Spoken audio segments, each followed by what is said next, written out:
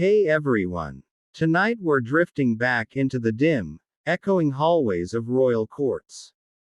The candles are low. The marble floors are cold. And somewhere, just out of view, a very tired servant is quietly wondering if they've accidentally overheard something that will shorten their life expectancy. So settle in.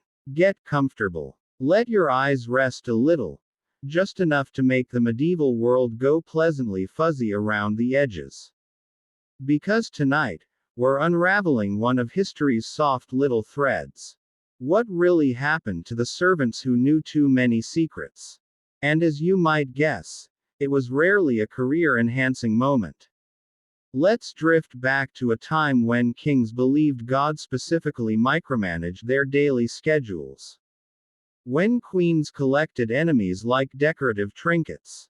And when the person who refilled your bathwater might also be the only witness to that tiny, embarrassing meltdown you had about your crown not sitting quite right. Servants in royal households lived in a paradox. They were invisible, until suddenly, catastrophically, they weren't. So let's begin. The whispering walls of medieval courts. If you were a servant in a medieval palace, your most important job wasn't polishing armor or keeping the tapestries from smelling like medieval air. Your real task was not reacting to anything. Because palaces were full of secrets. Stolen letters. Private lovers. Suspicious pregnancies. And the occasional royal tantrum that involved throwing objects, sulking behind a curtain, or loudly declaring, "I'm the king and I won't go to bed." Naturally, servants witnessed all of this. In royal inventories, they're often listed as household persons. Which is a very polite way of saying they knew absolutely everything, and the royals just pretended not to notice. The closer you worked to royalty, the more fatal the knowledge became. Which brings us to one of the most dangerous jobs in any palace. The position of groom of the stool.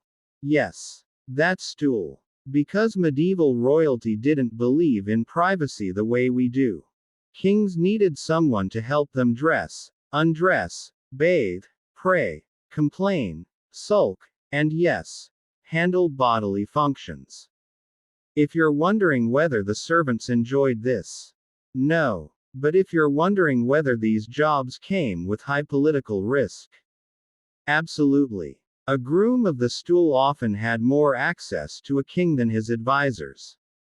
And because proximity breeds secrets, they knew everything, from royal illnesses to the king's opinions on practically everyone at court. And as you might guess, knowing too much about a king's digestive system was a surprisingly quick route to being blamed for political conspiracies you had nothing to do with. Let's drift to one such example. The Tudor court, where secrets were a full-time occupational hazard. If you've ever wondered why Tudor servants stayed so quiet, it's because the entire Tudor dynasty operated like one long, slow-motion catastrophe. Henry VIII alone created enough secrets to employ an entire army of silent observers. His servants saw every marriage, every annulment, every ulcer, every suspiciously quick remarriage, and every moment when Henry insisted his leg didn't hurt, right before complaining about it for hours. The groom of the stool, a man named Sir Anthony Denny, basically became the human vault of the king's insecurities. He knew which medicines Henry pretended worked. He knew which wives Henry actually liked. And he probably knew the precise moment Henry realized his armor didn't fit anymore.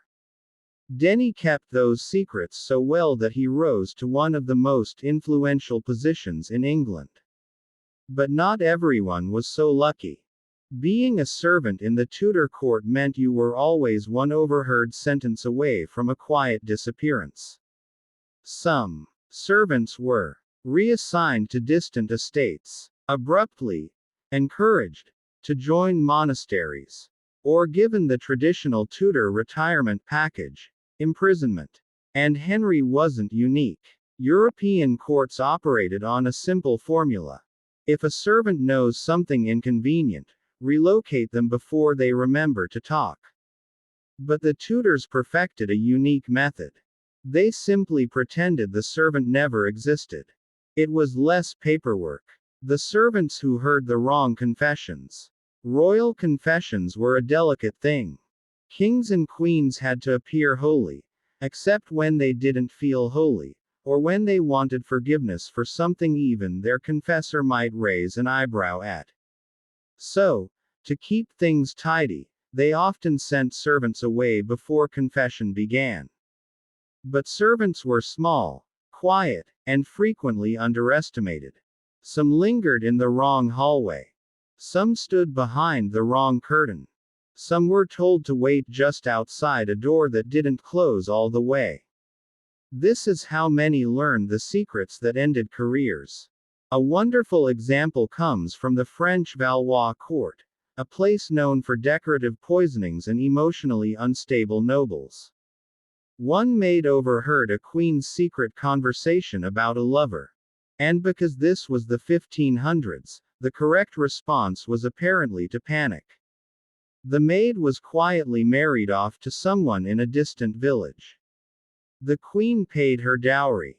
The record describes the event as, for the maid's benefit, which is historically accurate shorthand for, she knew too much, and we needed her where she could not repeat it. The reward and removal strategy. Sometimes, royal servants were rewarded for their silence. But this reward was usually suspiciously shaped like a bribe. A servant might receive a house, a small pile of coins, a pension, a husband or wife they never asked for, a sudden promotion to overseer of a remote property that definitely has wolves. Royal courts mastered the art of politely exiling people. One servant in the Habsburg court was rewarded with a remote estate after learning something inconvenient about a noblewoman's pregnancy. And by inconvenient, I mean the father wasn't the husband. Within weeks, the servant was sent to a location described as peaceful, which usually meant far away from witnesses. He lived there for the rest of his life. Comfortably, yes, but also silently. The Habsburgs were very committed to silence.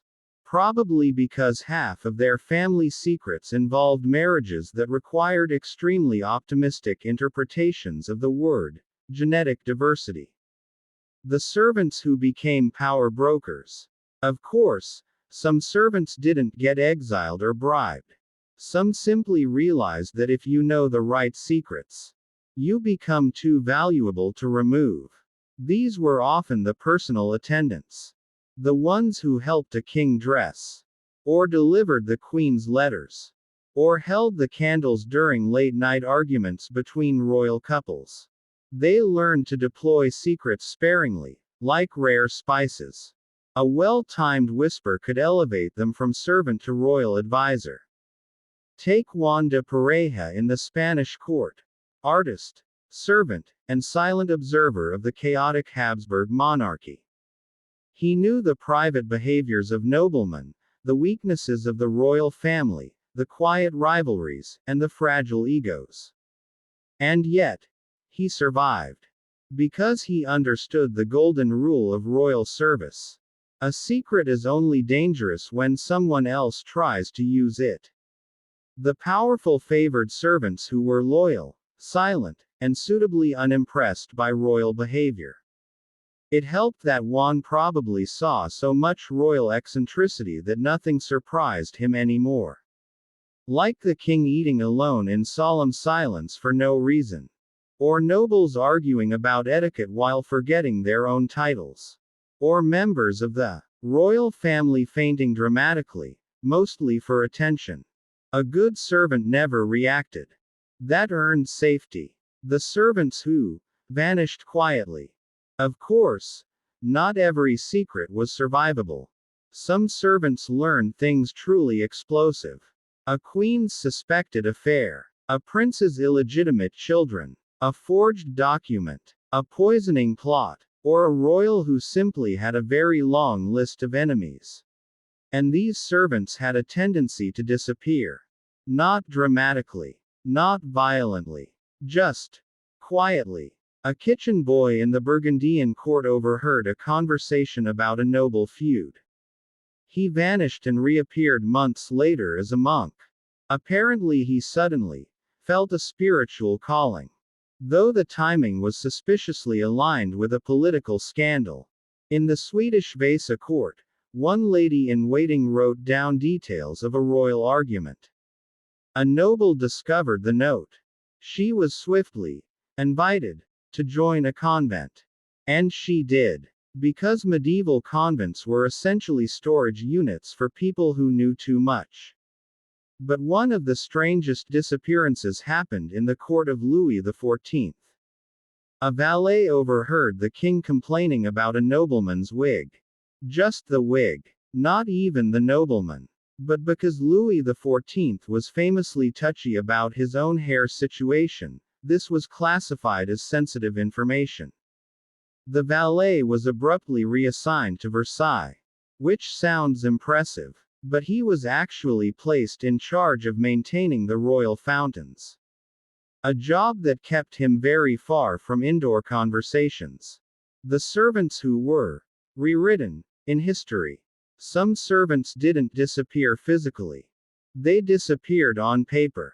Royal accountants would quietly remove their names. Chroniclers would pretend they never existed. Letters stopped mentioning them. This was known as political housekeeping. If a servant witnessed something the crown wanted forgotten, an affair, an argument, or a particularly undignified royal moment, then the servant's absence from documents was simply tidiness. Entire careers vanished. One servant in the Austrian court appears in dozens of financial documents for years. Then, after an incident involving a broken vase and an overheard accusation, he vanished from the records entirely. Modern historians conclude he was probably reassigned to unspecified duties, which is another charming phrase meaning, we moved him somewhere he can't talk to people. Royal history is full of these invisible people.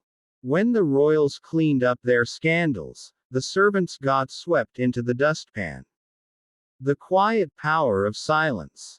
Despite all this, many servants lived long, comfortable lives. They understood three essential truths. 1. A secret is safest when buried under polite indifference. 2. A servant who doesn't react is more valuable than one who knows. 3. If the queen is yelling, pretend you heard nothing. The smartest royal servants learned to fade into the room. They became furniture with a pulse. They let nobles talk, rant, confess, and conspire, all while calmly polishing a goblet like they hadn't absorbed every word. Because knowing too much wasn't the real danger. Being perceived as someone who might talk, that was the true risk. And the quiet servants survived. They lived in the shadows, carrying secrets that would never be written down. Secrets that sleep in history's corners. And tonight, we're drifting toward the next corner. The next forgotten figure. Another life quietly shaped by royal eccentricity.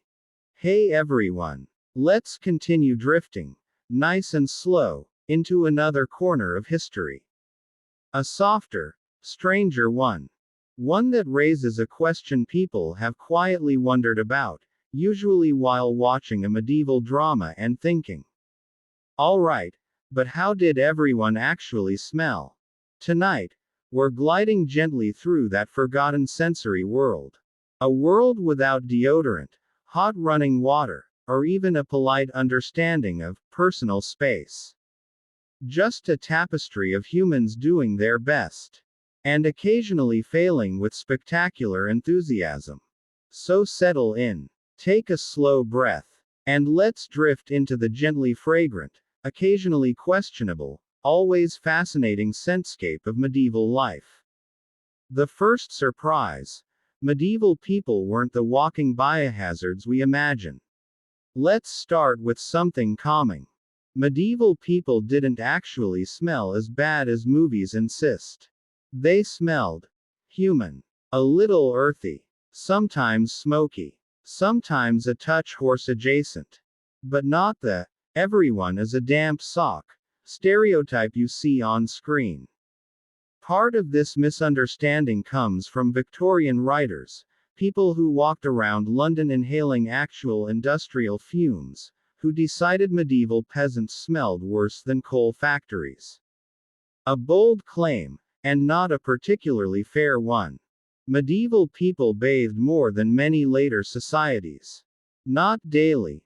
Nobody had that kind of water infrastructure unless they lived next to a cold river and enjoyed punishment, but regularly enough to avoid becoming a one-person ecosystem.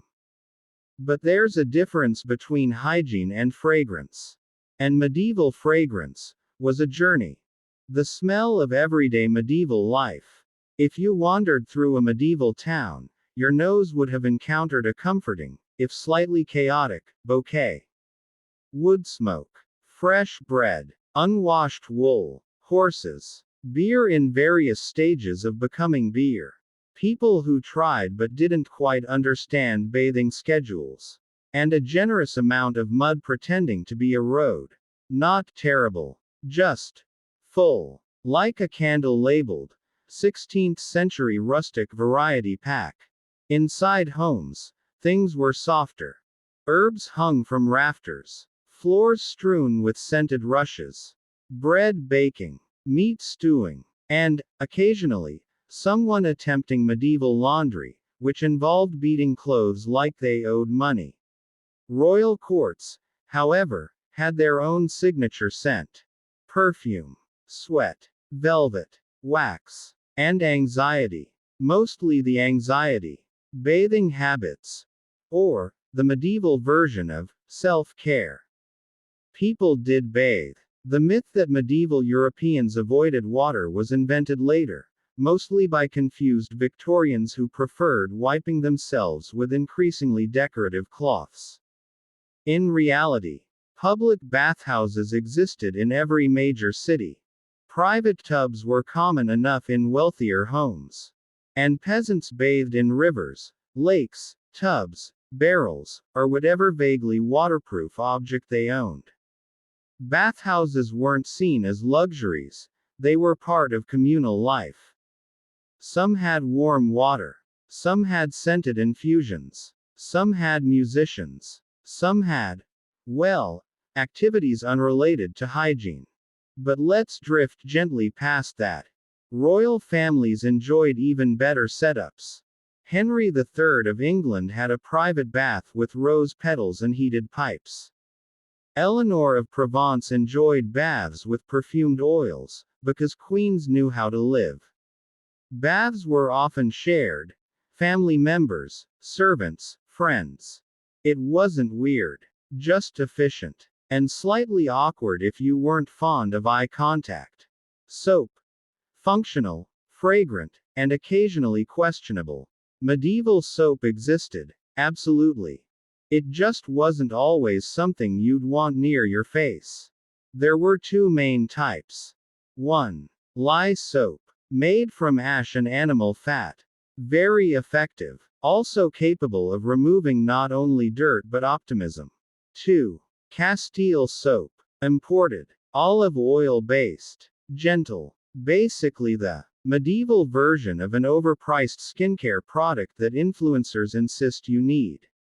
People scented their soap with herbs. Lavender, rosemary, mint, thyme, basically whatever survived their garden and the climate. The result? A faint, pleasant herby smell. Like a medieval spa, if you ignore the fact that hygiene products were stored next to turnips. Clothing. The real source of medieval funk. The biggest issue wasn't people. It was clothing. Clothes were washed occasionally. Very occasionally. Because washing wool shrinks it, and medieval people didn't have the emotional resilience to watch their only tunic become child-sized. So, shirts were washed sometimes. Outer layers were brushed. Cloaks were air dried and prayed over. And shoes. Well, there's no pleasant way to wash leather in 1300. Most people owned one good outfit, one work outfit, and a strong sense of hope. So yes, clothing developed a certain ambiance. Not awful. Just lived in. Imagine the scent of a barn, a campfire, and an enthusiastic dog. That was the vibe. Royalty. The best smelling people with the worst smelling surroundings. Royalty smelled better than everyone else, mostly because they had access to perfumes, essential oils, silk clothing, laundry servants, and the luxury of doing absolutely nothing themselves. But their castles smelled complicated. Large medieval structures generated a variety of aromas. Torches that smoked, kitchens that roasted, tapestries absorbing everything, people living in close quarters, and hallways that didn't understand airflow. To cope, royalty used bowls of flowers, herb bundles, scented gloves, perfumed hair pomades, and occasionally just pretending everything smelled fine. Queen Elizabeth I famously loved strong perfumes. Partly because she liked them. And partly because royal courtiers often forgot about washing while spending hours in tight, heated rooms trying to impress her. She once complained that courtiers stood so close she could smell their breath. Which, given Tudor dental norms, was probably a heroic understatement. Medieval deodorant. The herbal approach. People didn't have modern deodorant. But they absolutely tried to smell nice. Daily. They used sage leaves rubbed under arms, rosemary sprigs tucked into clothing, lavender water, vinegar wipes, rose water, mint or marjoram sachets, powdered herbs applied like medieval body spray. It wasn't perfect, but it did help. Picture someone smelling faintly of plants and hard physical labor. Rustic. Authentic. Slightly sweaty garden spirit. Breath. A topic everyone avoided unless absolutely necessary. Now, medieval dental care was minimal. Toothbrushes existed. Toothpicks existed. Herbal mouthwashes existed. Dentists, unfortunately, were usually the same people who shoot horses. People used mint, parsley, anise, fennel seeds, wine rinses, and the sheer determination not to breathe directly on anyone important. Still, royal courts were known for close conversations that featured the unmistakable aroma of medieval dentistry. One ambassador wrote that a French noblewoman was radiant, elegant, and possessing a voice pleasant enough, though scented with garlic. Which is the 1500s version of, she was lovely but please don't speak toward the audience. The church. Smelling good was suspiciously enjoyable. Church officials struggled with a theological question. Is smelling nice a form of vanity? Many monks believed yes. Others believed no. A few probably believed they were too sleep deprived to care. But in general, monks kept clean. Bathhouses were allowed. Scented herbs were used. Perfume was discouraged. Excessive grooming was judged. And smelling terrible was seen as a sign of spiritual seriousness. Because nothing says holiness like an odor that makes visitors think deeply about mortality. Travelers. The true olfactory terror of the Middle Ages. People who traveled long distances smelled adventurous. Travel included horses, dirt roads, inns where sheets were theoretical, rivers that might or might not be water, armor, sweat, and the distinct scent of regret. This applies especially to knights.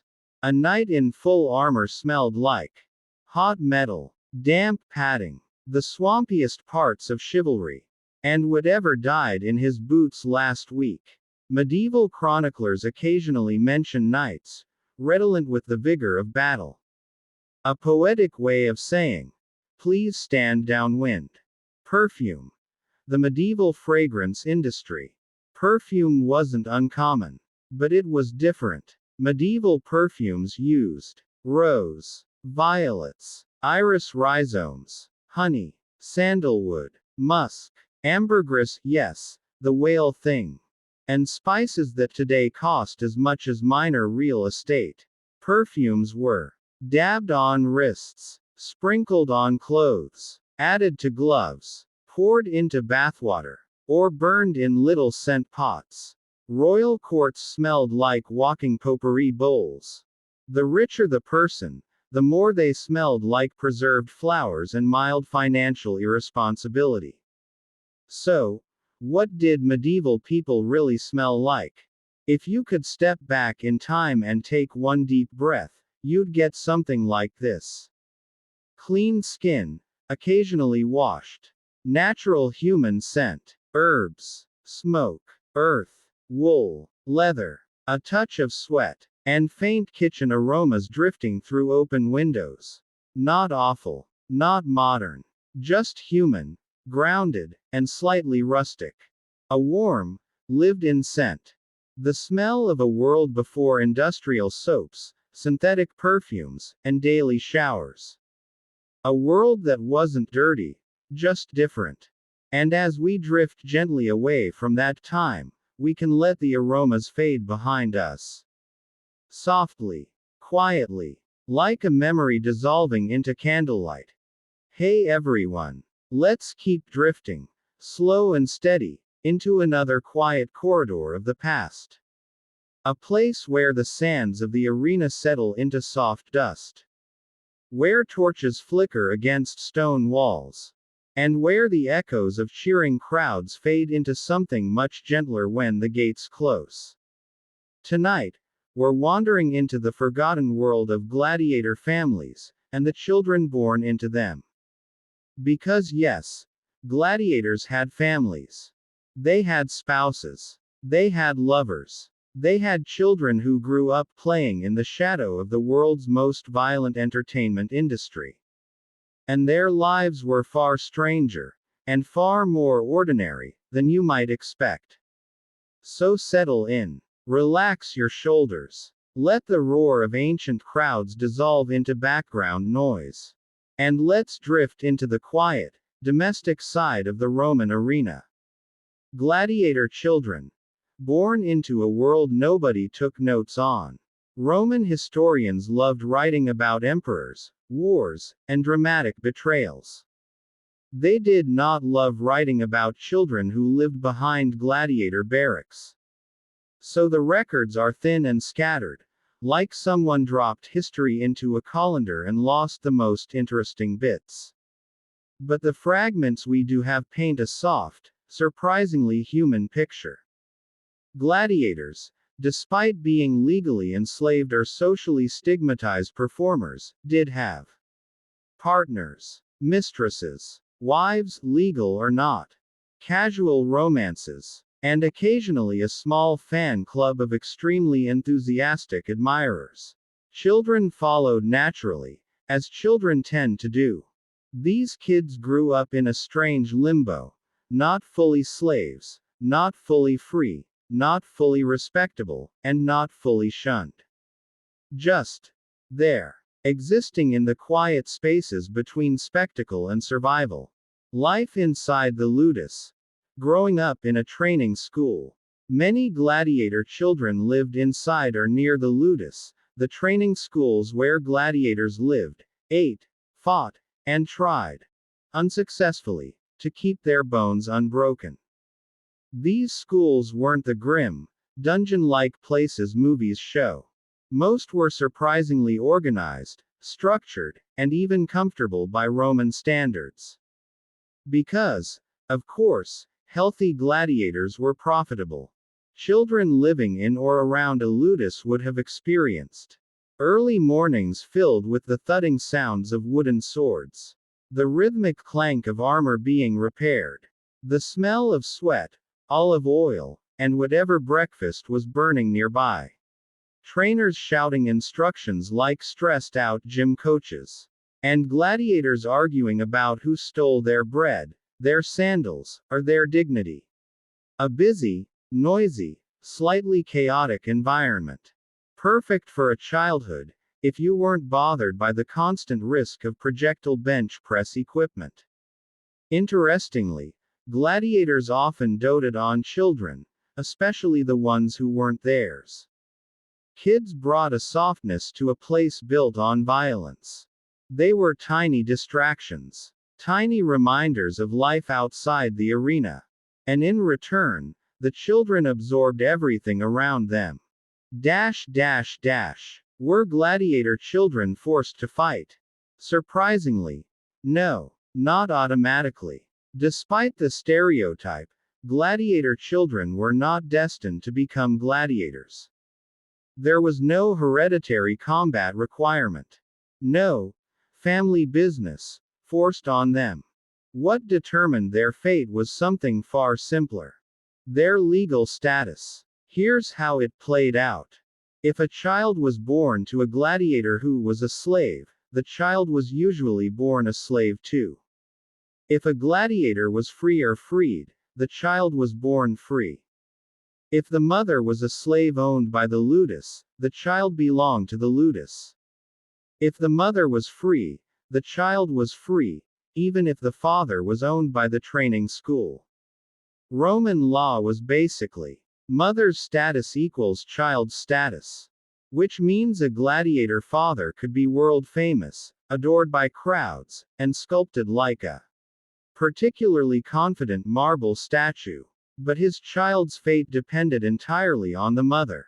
This led to strange situations where a gladiator's son could grow up to be a baker. His daughter could marry a senator's freedman. Or the reverse. Born into slavery, trained to fight, and pushed into the arena. Fate was flexible, and occasionally ridiculous. The kids who did become gladiators. Now, some children did end up in the arena. But it wasn't destiny, it was economics. If a child was enslaved, strong, athletic, or simply unlucky, then the Lanista, the owner of the gladiator school, might train them from adolescence. These young trainees were called tirones. They went through years of drilling, discipline, and practice with wooden swords heavier than the real ones. But here's something rarely acknowledged. Many gladiators fought willingly, especially the sons of successful gladiators. Why? Because for the very first time in their lives, they saw a path where society didn't care about your birth. Only your skill. A gladiator could earn huge cash prizes, gain fame, win their freedom, build a fan following, and receive gifts from admirers that were occasionally enthusiastic in nature. Some sons wanted that. Some daughters too. Female gladiators existed, even if the Romans pretended they didn't after outlawing them. Gladiator families often had a strange pride, a quiet legacy of resilience. Not respectable by elite standards, but meaningful to those who lived it. Gladiator daughters. The forgotten half. Roman writers rarely mentioned gladiators' daughters because they were very busy recording emperor scandals and philosophical complaints. But archaeological evidence shows that daughters lived at the schools. Many helped with chores, cooking, and tending injuries. Some served as messengers or assistants. Some learned weapon skills alongside the boys. A few, very few, entered the arena. One inscription tells of a gladiator woman named Amazona, presumed to be the daughter of a fighter. Another references a gladiatrix who trained with male fighters, since childhood. Daughters often formed the emotional backbone of the community, helping care for wounded fathers, brothers, or partners. Gladiator families were deeply interwoven. Danger drew them together, not apart. Did gladiator children go to school? Surprisingly, yes. Not formal school, unless the family had resources, but basic education was common. Reading, writing, simple arithmetic. Gladiators often had literacy themselves, because they signed contracts, read betting odds, and memorized complex training strategies. Children were taught how to keep records, how to manage money, how to avoid being cheated at the market, and how to avoid making trainers angry, which was a survival skill.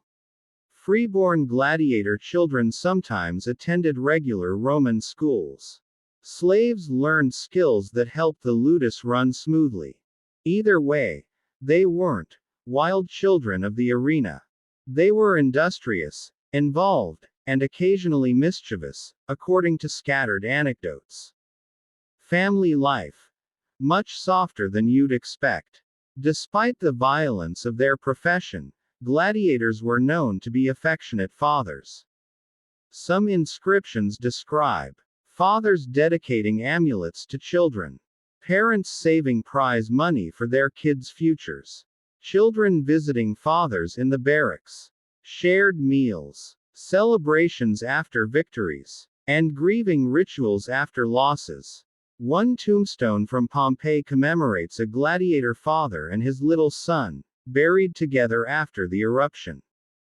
The epitaph is heartbreakingly simple, just a name and a quiet farewell. Gladiator families were like any other. Loving, flawed, hopeful, and always aware that life could shift suddenly. What happened when a gladiator died? This happened often. The arena didn't encourage longevity. When a gladiator died, 1. His family received whatever money he'd saved. 2. If he was enslaved, his children remained enslaved, unless someone paid to free them. 3. If he was free, his children kept his status and property. 4. Some ludi adopted orphaned children of fighters. The community rallied. Widows, lovers, siblings, and children formed a web of support that scholars are only now beginning to understand. The quiet ending most gladiator children faced.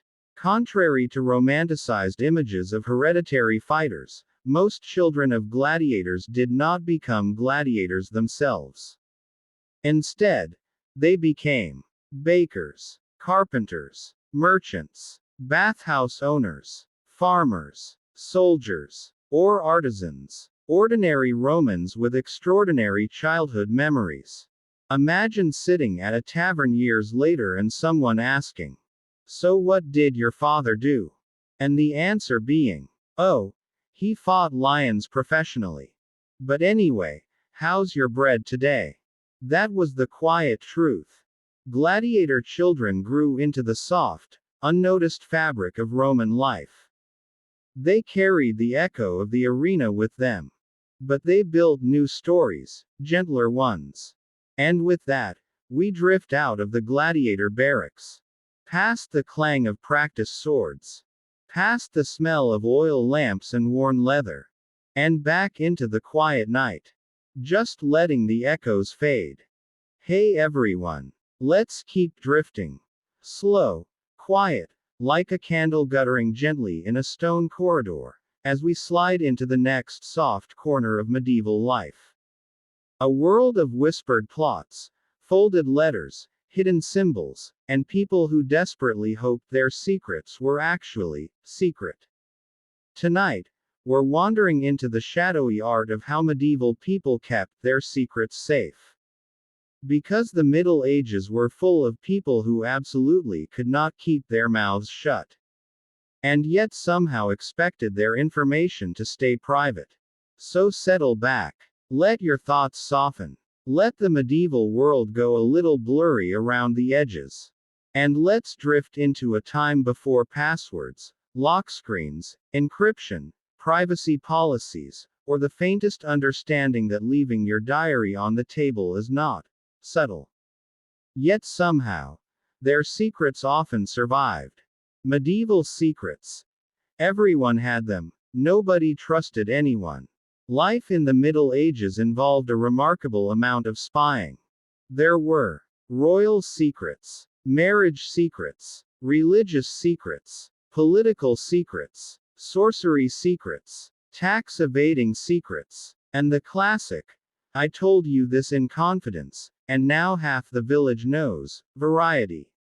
Privacy was rare. Walls were thin. Doors didn't lock well. Servants heard everything.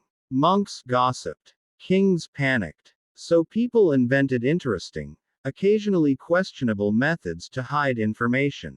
Secret keeping method number 1. Hide your stuff in really inconvenient places. The simplest medieval security system was just inconvenience. People hid letters or documents behind loose stones in the wall, under floorboards, inside hollow bedposts, sewn into clothing, buried under the hearth, stuffed into ceiling beams, or tucked inside shoes, which, given medieval hygiene, discouraged anyone from checking. One noblewoman famously hid an incriminating love letter inside a loaf of bread. This worked perfectly until someone ate it. Another preferred hiding messages in her hair, braided in neatly, like a personal filing system held together by hope and hairpins. Medieval people had enthusiasm. They did not always have follow through. Method number 2. Writing in code, the "please don't decode this" approach. Medieval cryptography existed. It was just adorably naive by modern standards. Many nobles used substitution codes, jumbled letters, invisible ink made of lemon juice, symbols no one else recognized, or writing in foreign languages they themselves barely understood. One monk kept his confessions in a cipher so simple it took modern historians 2 hours to break. It was basically greater than, replace all vowels with other vowels and hope no one notices. Bless his heart. But some people took it seriously. The papacy developed one of the earliest systematic encryption systems, using grids, number substitutions, and symbols for entire words. Diplomats wrote coded letters that looked suspiciously like the notes you'd pass in class when you didn't want the teacher to read them. Queens used ciphers to conceal affairs. Kings used them to conceal treason. And teenage scribes used them to hide gossip. Everyone had their priorities. Method number 3. Seal it with wax and pray nobody opens it. Sealing letters with wax was the medieval equivalent of greater than, if this is broken, someone is snooping. Seals were personal, unique, hard to forge, and occasionally so elaborate they looked like miniature works of art. Breaking one without permission was a major offense. Which, naturally, did not stop anyone. By the 14th century, entire careers existed around carefully opening other people's mail using steam, heat, or just very nimble fingers. Kings routinely read their enemies' letters. Queens read their rivals'. And servants cracked seals, just to check what's inside, followed by the classic medieval denial. Greater than, it arrived this way. Sure it did. Method number 4. The art of not writing anything down. A surprisingly large number of medieval secrets survived simply because people refused to put them on paper. The thinking was, paper can be found, letters can be intercepted, books can be copied, servants can read, and monks can gossip. So maybe, just don't write it down. This led to the very medieval habit of whispering everything. And I mean everything. Royal councils whispered. Merchants whispered. Priests whispered. Neighbors whispered. Lovers whispered. Enemies whispered louder. In fact, medieval whispering became so suspiciously common that some kings banned whispering around them. Which did not solve the problem. Method number 5. Trusted messengers, who were not always trustworthy. If you needed to send a secret, you hired a messenger. Ideally loyal, fast, quiet, and not drunk.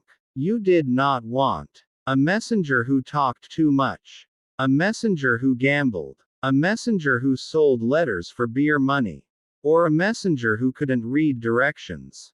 Unfortunately, most messengers were all of these things simultaneously. Many letters never reached their destination. Some were opened, some were lost. A shocking number ended up in taverns where people read them aloud for entertainment. It was chaos. Beautiful, comedic chaos. Method number 6. Confession. The medieval, delete browser history, button. The Catholic confessional was one of the safest places to stash a secret. Priests were bound to absolute secrecy. They could not reveal anything, ever. Which made confession the safest, most private, and most reliable medieval secret-keeping system. Kings confessed treason. Queens confessed affairs. Merchants confessed tax evasion. Nobles confessed petty jealousies that were frankly embarrassing. Priests, meanwhile, carried enough classified intel to overthrow entire kingdoms, and said nothing. Though some chroniclers suggest a certain amount of strategic sermon writing later occurred. Method number 7. Gossip as camouflage. Surprisingly, one of the best ways to hide a secret was to bury it under more secrets. People intentionally spread false rumors, told half-truths, leaked harmless stories, created diversions, blamed astrology, or claimed divine visions. This worked because medieval people loved gossip. They inhaled it like oxygen. If someone spread 3 false scandals, the Duke is bankrupt, the Countess is bewitched, the Bishop's cat is possessed. The real secret, I stole a document and hid it under my bed, got lost in the noise. It was basically medieval misinformation strategy, minus social media, plus more cats. Method number 8. Oaths, because nothing says, trust me, like swearing dramatically. People took oaths very seriously. Breaking one wasn't just morally wrong, it was believed to anger God. So when someone whispered, greater than, swear on the saints you won't repeat this, they meant it. Oaths were used in political meetings, between lovers, between conspirators, in family disputes, and occasionally to stop a bard from singing an embarrassing story. It didn't always work, but it made everyone feel better. Method number 9. Secret compartments, the furniture that judged you. Medieval furniture was surprisingly sneaky. Tables, desks, and chests had false bottoms, sliding panels, hidden drawers, removable slats, and little niches behind decorative carvings. One noble kept love letters inside a hollow statue. Another hid money behind the altar. A merchant once hid debts beneath the floor. And forgot where. Secret compartments were clever, unless your servant had access to your room, which they always did. Method number 10. Selective forgetting, a surprisingly popular strategy. People sometimes protected themselves by pretending they didn't know their own secrets. If questioned, they might say, I don't recall. The document was misplaced. God saw fit to remove the memory from me. It was a dream. My cat ate it. This happened more than you'd think. Selective amnesia was socially acceptable, especially if the alternative was treason. So, did medieval people actually succeed at keeping secrets? Surprisingly, yes. Many secrets survived centuries. Hidden letters still sealed. Ciphers never decoded. Affairs never proven. Treason never uncovered. Identities never revealed. Money never found. Some secrets only came to light when archaeologists discovered them, folded inside walls, tucked under floorboards, or sealed behind centuries of dust. Others remain mysteries. Quiet, sleeping in old manuscripts and forgotten corners of castles. The Middle Ages were loud, chaotic, and nosy. But somehow, secrets survived anyway. Because medieval people were inventive, nervous, resourceful, and occasionally just very lucky. And now, as we let those whispered confessions fade into the soft candlelight, we gently drift toward the next strange piece of sleepy history.